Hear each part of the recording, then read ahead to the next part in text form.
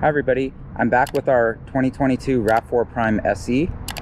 We've had it for 18 months now, and 25,000 miles later, I wanted to give you an update. You can see the car is still pretty clean. We mainly use this car to shuttle the kids around, whether it's dance class, art class, taekwondo, gymnastics. I don't know what else we have. Girl Scouts. We have so much stuff going on with the kids. It's really crazy. But anyways, this has been a nice, comfortable, reliable car to shuttle the kids around. We really haven't done anything in terms of maintenance other than I think we've had 2 oil changes and a couple tire rotations, but that's it. The car's holding up just fine as expected, but there is one thing that we absolutely hate about this car, and I want to show you right now. All right, this is a clean windshield. This is not dirt. This is pitting from a rock. Here's more from another rock right here. Here's one from another rock here. They are all over the freaking windshield. And the weird thing is, we've driven other cars, same roads, for years without having problems like this. We've never had a cracked windshield. And right now we have several cracks in this windshield. I'll show you some pitting here. There's pitting all over. This is clean glass. It's just pitting all over. See this? And then you see this huge crack going down this side. This started from like a pebble. We barely heard it, but we saw the crack right after. And then check out this crack. It started here, it went down. Now it's going across, and it's going all the way up and through the middle. It's crazy. We have pitting and cracks all over this windshield. So I called the glass shop because it didn't seem quite normal, right? The Toyota dealership kind of brushed it off and said it's normal because we're driving out on the roads out here. But really, this is the first cracked windshield I've ever had. And we're driving the exact same roads every day as we do with our Sequoia and our other cars. And none of our windshields are jacked up like this, right? So the thing I learned when talking to this glass company, I asked them, is Pilkington still supplying glass for Toyotas as far as my 2022 RAV4 Prime? And he goes, actually, no. Toyota started supplying their cars with Fuyao Chinese branded windshields for their recent cars. And he said ever since then, Toyota's come in with cracked windshields all the time. And then so if I went with the OEM replacement, it would be the Fuyao, the cheap Chinese windshield, and it would crack and chip all over again, right? So I asked the glass shop, I said, well, I know the Pilkington glass is quality because you see Pilkington and Audis, Land Rovers. I think they do OEM for Porsche. All the high-end cars come with Pilkington.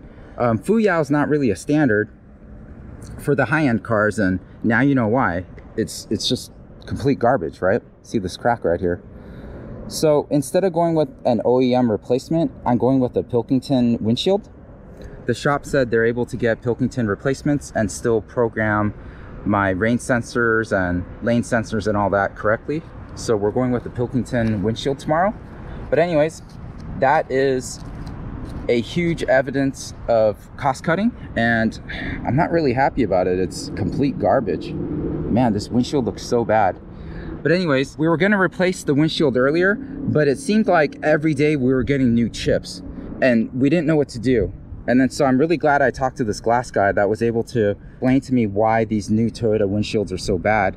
So it's funny, I go to their website to check out their pictures, their before and after pictures for their windshield replacements, and it's a ton of new Toyotas. Like they have pictures of RAV4, Siennas, and all that, because they're all coming in with jacked up windshields. Hi everybody, I'm back from the glass shop. You can see I still have the tape over the windshield. And like I discussed earlier, I went with the Pilkington aftermarket glass. This is the Easy Cool Ultra model. Now, this is the highest model that Pilkington makes, and it protects against UV, has a layer for UV protection. It also claims to block infrared heat transmissions, and it says it can reduce cabin temperature by 40 degrees. I don't know if that's true or not, but when I was sitting in the full sun, I was comparing the heat on the windshield versus the driver's side glass, and the windshield was way cooler than the driver's side glass. Now I know that's kind of an apples to oranges comparison because the driver's side window, the glass is probably a bit thinner than any windshield would be, but I will tell you for sure, it feels way cooler. Now, I know that's a subjective term by saying way cooler, but it's significant, it's huge. And also one thing I noticed when I first got in, the windshield seems to be slightly tinted more than the factory glass, because the factory glass was almost a clear glass, and this Pilkington has a slight tint to it, like you see in maybe some other luxury cars where the windshield is tinted a bit. And I want to say it's just a shade darker than the driver's side and the passenger side windows. It's closer to the tint on these little guys, because I want to say these little guys are slightly darker than the main glass on the driver's side and the passenger side. There's also a layer that's an acoustic layer, and it is acoustic insulated, so it's supposed to be quiet inside. Now, I want to say it's quieter inside the car, but again, that's totally subjective. I have no way of measuring or proving that, but I feel like it's more comfortable.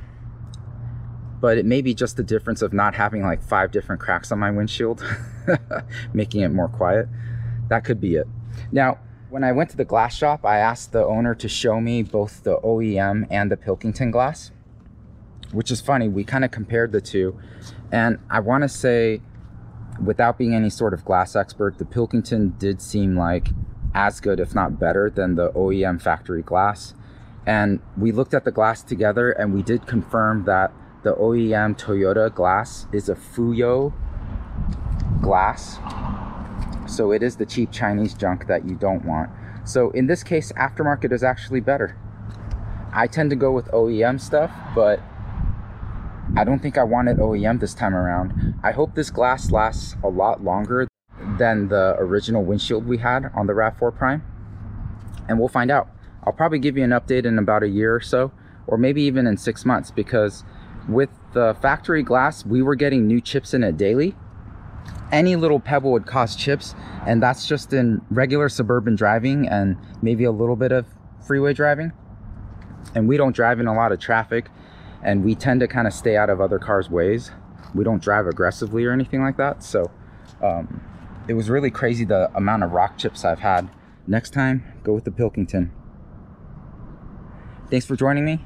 I'll talk to you soon. Bye.